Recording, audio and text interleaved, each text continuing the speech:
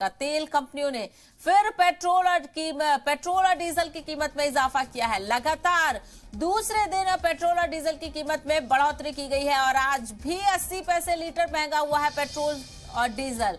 आज सुबह 6 बजे से जो बढ़ी हुई कीमत है वो लागू हो जाएंगी। तो कल भी पेट्रोल डीजल की कीमत में बढ़ोतरी की गई थी और आज के दिन की भी शुरुआत पेट्रोल और डीजल की कीमत में बढ़ोतरी के साथ हुई है। पेट्रोल और डीजल ने एक बार फिर से आम आदमी की जेब पर वार कर दिया है और आज पेट्रोल डीजल की कीमत में इजाफा देखने को मिला है और लगातार दूसरे रोज भी आज 80 पैसे का इजाफा किया है पेट्रोल और डीजल की कीमत में। तो आवाम की जेब से जुड़ी, आम आदमी की जेब से जुड़ी इस वक्त की बड़ी खबर आपको बता दें, पेट्रोल और डीजल की कीमत में आज दूसरे दिन भी इजाफा किया गया है। तो 80 पैसे का इजाफा पेट्रोल और डीजल की कीमत में किया गया है। हालांकि 137 दिनों के बाद कल तेल की कीमत बढ़ी थी, लेकिन आपको बता दें कि आज भी पेट्रोल 80 पैसे तो वहीं डीजल 78 पैसे फी लीटर के हिसाब से महंगा हो गया है।